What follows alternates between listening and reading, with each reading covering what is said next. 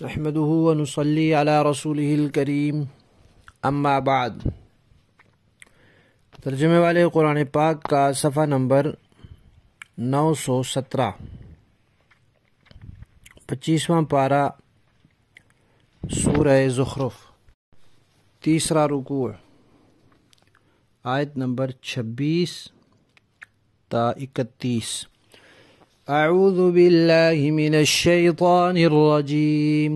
بسم اللہ الرحمن الرحیم۔ وَإِذْ قَالَ إِبْرَاهِيمُ لِأَبِيهِ وَقَوْمِهِ إِنَّنِي بَرَاءٌ مِّمَّا تَعْبُدُونَ إِلَّا الَّذِي فَطَرَنِي فَإِنَّهُ سَيَهْدِينِ وَجَعَلَهَا كَلِمَةً بَاقِيَةً فِي عَقِبِهِ لَعَلَّهُمْ يَرْجِعُونَ بل متعت هؤلاء وآباءهم حتى جاءهم الحق ورسول مبين ولما جاءهم الحق قالوا هذا سحر وإنا به كافرون وقالوا لولا نزل هذا القرآن على رجل من القريتين عظيم۔ صدق اللہ العظیم۔ پچھلی آیات میں اللہ تعالیٰ نے فرمایا تھا کہ جب کبھی ہم کسی بستی میں کوئی نبی بھیجا ہم نے، تو اس بستی کے جو خوشحال لوگ تھے وہ کہتے تھے کہ ہم تو اپنے باپ دادوں کے طریقے پر رہیں گے۔ تو نبی ان سے کہتے کہ بھائی چاہے تمہارے باپ دادوں کا طریقہ غلط ہو اور جو ہم لے کر آئے ہیں وہ ٹھیک ہو، پھر بھی وہ کہتے تھے بس ہم اپنے باپ دادوں کے طریقے کو نہیں چھوڑیں گے۔ مشرکین مکہ کا بھی یہی کہنا تھا کہ نعوذ باللہ کیا ہم ایک مجنون اور شاعر قسم کے بندے کی کہنے کی وجہ سے اپنے باپ دادوں کا طریقہ چھوڑ دیں؟ تو اللہ تعالیٰ نے ان کو سمجھایا کہ دیکھو تمہارے ہاں ابراہیم علیہ السلام ایک مسلم شخصیت ہے، تم بھی ان کو ٹھیک کہتے ہو اور تم یہ دعویٰ کرتے ہو کہ ہم ابراہیم علیہ السلام کے طریقے پر ہیں، تو چلو ابراہیم علیہ السلام کے طریقے پر ہی چل لو، وہ تمہارے نسبی والد بھی ہیں، روحانی اور دینی پیشوا بھی، تو ان کے آباء و اجداد، ان کے والد اور ان کی قوم قبیلے کے لوگ شرک میں مبتلا تھے، لیکن ابراہیم علیہ السلام نے یہ نہیں کہا کہ میں اپنے باپ دادوں کے طریقے کو کیسے چھوڑ دوں اور کیوں چھوڑ دوں۔ انہوں نے جب یہ دیکھا کہ میرے والد اور میری قوم قبیلے کے لوگ شرک میں مبتلا ہے، تو انہوں نے ان کو سمجھایا، یہ نہیں کہ خود بھی ان کے پیچھے چل پڑے بلکہ ان کو سمجھایا، مشرکوں کو سمجھایا کہ تم کن کی عبادت کرتے ہو، یہ تو کوئی فائدہ نہیں دے سکتے، کوئی نفع نقصان نہیں دے سکتے، بولتے نہیں، کھاتے پیتے نہیں۔ کئی طریقے ابراہیم علیہ السلام نے اختیار کیے قوم کو سمجھانے کے لیے۔ قوم ستاروں کو پوجتی تھی، قوم بتوں کو پوجتی تھی۔ بالآخر ابراہیم علیہ السلام نے اپنے والد کو بھی چھوڑ دیا، اپنی قوم کو بھی چھوڑ دیا اور وہاں سے چلے گئے۔ جب انہوں نے دھمکیاں دی تو وہ چلے گئے وہاں سے، لیکن توحید کا عقیدہ نہیں چھوڑا۔ تو اے مکہ کے لوگو، تم ابراہیم علیہ السلام کے طریقے کو اپنا لو، جیسے انہوں نے اپنے باپ دادوں کا شرکیہ عقیدہ چھوڑ دیا تھا، تم بھی اپنے باپ دادوں کا شرکیہ عقیدہ چھوڑ دو۔ اور ابراہیم علیہ السلام صرف یہ نہیں کہ خود چھوڑ دیا تھا بلکہ اپنی اولاد کو بھی نصیحت کی تھی کہ بھئی توحید پر رہنا ہے، صحیح عقیدے پر رہنا ہے، تاکہ بعد میں بھی ان کی اولاد میں بھی شرک اور گمراہی نہ آئے۔ اللہ تعالیٰ فرماتے ہیں کہ ابراہیم علیہ السلام یہ نصیحت کی اور وہ تو دنیا سے چلے گئے۔ ان کے بعد ان مکہ والوں کو چاہیے تھا کہ ان کی اس نصیحت پر قائم رہتے، ان کی اولاد میں جو لوگ تھے، لیکن لوگوں نے ان کی نصیحت پر عمل نہیں کیا، ان کے دین پر قائم نہیں رہے، حالانکہ وہ بھی تو ان کے باپ دادا ہی تھے۔ یہی سوچ لیتے کہ یہ ہمارے باپ دادا ہیں، ہم ان کا طریقہ کیوں چھوڑیں، تو نہ چھوڑتے، لیکن رفتہ رفتہ آہستہ آہستہ انہوں نے ابراہیم علیہ السلام کا طریقہ چھوڑ دیا اور کھلا شرک اپنا لیا۔ پھر اللہ تبارک و تعالی نے ان کے پاس قرآن بھیجا، قرآن نازل ہوا مکہ میں، اور ایک نبی آئے،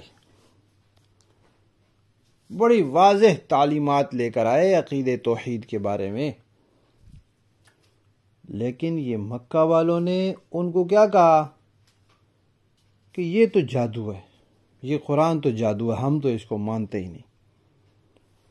اور یہ اعتراض کیا کہ اول تو کوئی انسان جو ہے اس کا نبی ہونا مشرک کی سمجھ میں نہیں آتا۔ دونوں پہلو لے لیں، کسی انسان کا نبی ہونا یا کسی نبی کا انسان اور بشر ہونا، یہ دونوں باتیں مشرکانہ ذہنیت کی سمجھ میں نہیں آتی، ان کے بھیجے میں نہیں اترتی۔ اس وقت کے مشرک یہ کہتے تھے کہ کوئی انسان کیسے نبی ہو سکتا ہے؟ وہ بشریت کو مانتے تھے، پہلے سے مانتے چلے آ رہے تھے، جب تک نبوت کا دعویٰ نہیں تھا بشر تو مان رہے تھے، انسانیت تو تسلیم کی ہوئی تھی۔ پھر جب نبوت کا دعویٰ کیا تو انہوں نے انکار کر دیا، انہوں نے کہا یہ نہیں ہو سکتا کہ کوئی انسان بھی ہو اور نبی بھی ہو، کوئی نبی انسان ہو، کوئی انسان نبی ہو، وہ تو بشر، وہ فرشتے کو نبی ہونا چاہیے۔ اور آج کے لوگ جن کے اندر توحید پکی نہیں ہے اور جو اس بات کو سمجھے نہیں ہیں، جن کا مزاج وہی ہے، یا یہ کہہ لیں کہ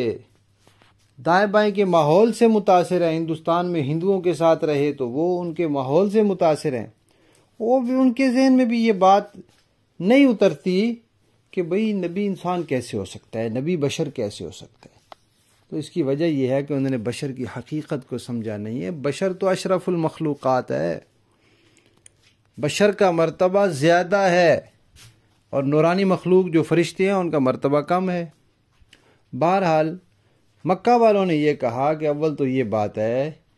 کہ بشر تو نبی ہوتا ہی نہیں، تو یہ کیسے کہتے میں نبی ہوں؟ بالفرض اگر اللہ نے کسی بشر کو نبی بنانا بھی ہوتا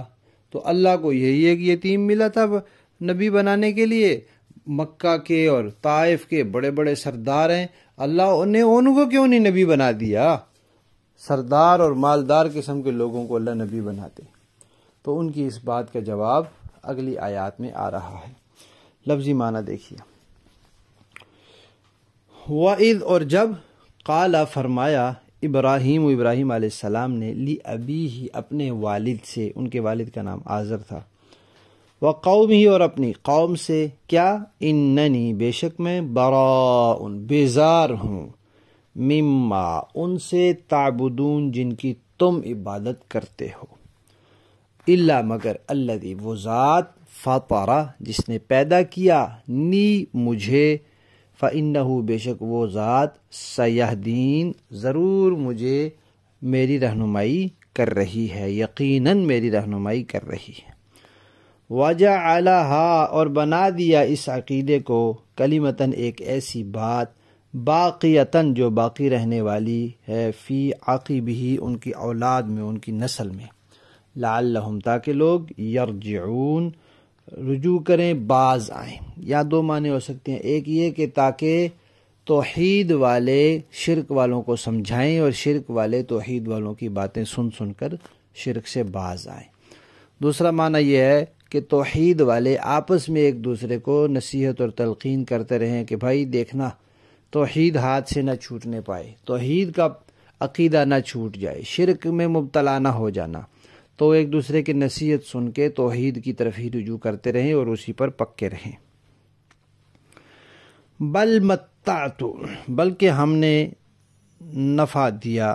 ساز و سامان دیا، ہاؤلائی ان مکہ والوں کو بھی، و آباءہم اور ان کے باپ دادوں کو بھی، حتیٰ یہاں تک کہ آ گئے ہم ان مکہ والوں کے پاس الحق، حق، دین حق آ گیا، قرآن آ گیا، ورسول اور رسول آگے مبین،